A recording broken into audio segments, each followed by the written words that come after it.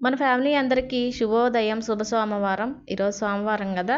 మా తాతయ్య నా చిన్నప్పుడు ఎక్కువగా పాడే ఒక పాట గుర్తుకొచ్చిందండి.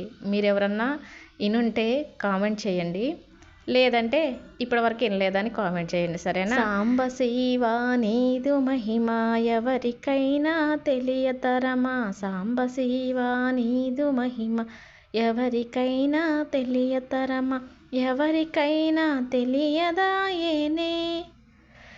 ఆవు పాలు తెచ్చి నీకు అభిషేకం చేద్దుమంటే చిన్ని చిన్ని లేగదూడలెంగిలంటివే.